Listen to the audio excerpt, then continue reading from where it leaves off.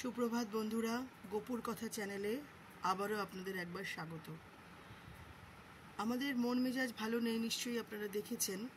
আমি একটা লাইভ করেছিলাম, যারা দেখেননি আশা করব সেই লাইভটা অবশ্যই করে দেখবেন। 15ই মার্চ ওই লাইভটা আমি করেছি, যে মানুষ কি বড় যান্ত্রিক, সেইটা। তো এখন যেটার জন্য আমি এলাম, যে লাইভটা করব, লাইভ না, একটা ভিডিও করছি, কারণ সত্যি কথাই মানুষ যান্ত্রিক কিনা জানি না। মানুষ আজকাল অনুভূতিহীন, যান্ত্রিক, তারপরে বিশ্বাস থাকে না কোনো কিছুর জন্যই, এরকম হয়। তো কালকে রাত্রেবেলা আমার হাজব্যান্ড যখন বাড়িতে ফিরছিলেন, তখন ওনার হাত থেকে মোবাইলটাও ছিনতাই হয়ে যায়। খুব মন মেজাজ খারাপ, সময়টা ভালো যাচ্ছে না। গোপুর অস্তিত্ব নিয়েও অনেক সময় যখন প্রশ্ন ওঠে, কষ্ট লাগে। আজকে সকালবেলা ঘুম থেকে উঠে দেখি গোপুর বিছানাটা এরকম এলোমেলো। দেখুন, তখন কি মনে হয় যে গোপুর বিছানাটা এরকম এলোমেলো কী করে হলো? এটা আমরা মানুষরা শুলে এরকম হয়, তাই না? বিছানা এরকম এলোমেলো হয়ে যায়, ওরটা এরকম হলো কী করে? তো যাই হোক, ও তার মানে ও বোঝালো যে ও আছে, ও বোঝালো, ও প্রমাণ দিল যে ও আছে।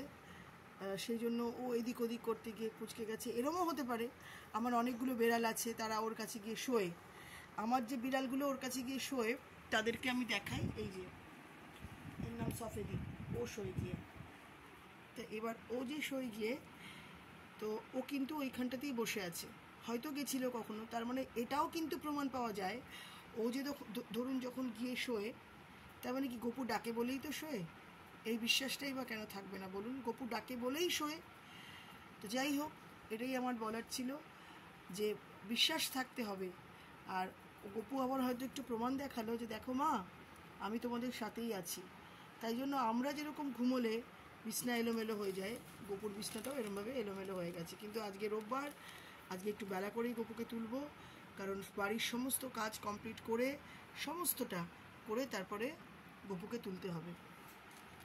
ওই জন্য আমি সকালবেলা উঠেই এরকম দেখার পরে হলো, আরে এরম কী করে হলো?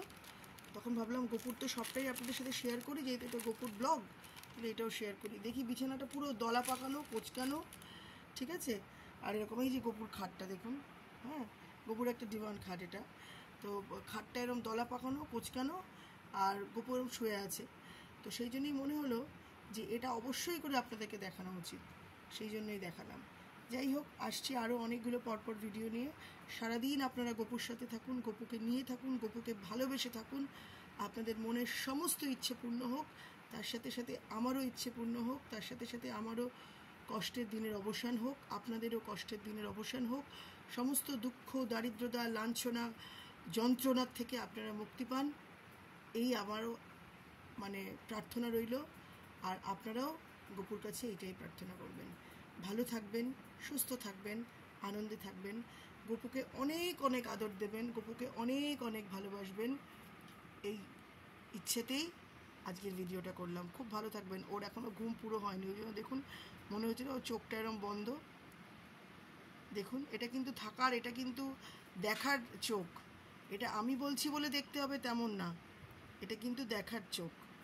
দেখার জন্যও একটা চোখ লাগে, জানেন তো। মনের চোখ দিয়ে আমরা অনেক সময় দেখি, তো সেই জন্য এই মনের চোখ দিয়ে দেখুন, দেখে মনে হচ্ছে যেন গোপু ঘুমোচ্ছে। আর এই চাদরগুলো, এই যে এইগুলো আমি আগেও বলেছিলাম, এগুলো সব আমি সাউথ সিটি মল থেকে কিনি, নরম চাদর। আর এগুলোও তাই সাউথ সিটি মল থেকে কিনি। আর এটার তলায় একটা গদি আছে, গদিটাকে প্লাস্টিকে মুড়িয়ে আমি রাখি, ঠিক আছে। আমার মনে হয় যদি শুশু টুসু করে দেয়, ওই জন্য। এটা তো সব যে বললাম মনের চোখ, ঠিক আছে। এখন গোপুও ঘুমোচ্ছে, বেশি কথা বলবো না, আমার ছেলের ঘুমের ডিস্টার্বড হবে।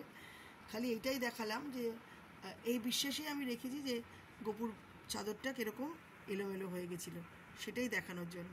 ভালো থাকবেন সবাই, আবারও বললাম, খুব খুব ভালো থাকবেন, সুস্থ থাকবেন, চেষ্টা করবেন আনন্দে থাকার। জানি সবসময় আনন্দে থাকা যায় না, তাও চেষ্টা তো করতে হয়, প্রতিনিয়ত চেষ্টা চালিয়ে যেতে হয়। সেই বিশ্বাসেই থাকবেন যে একদিন না একদিন সবসময় সমস্ত যা যা মানে কষ্টের মধ্যে আছেন, সেই কষ্টের অবসান হবে। ভালো থাকবেন সবাই।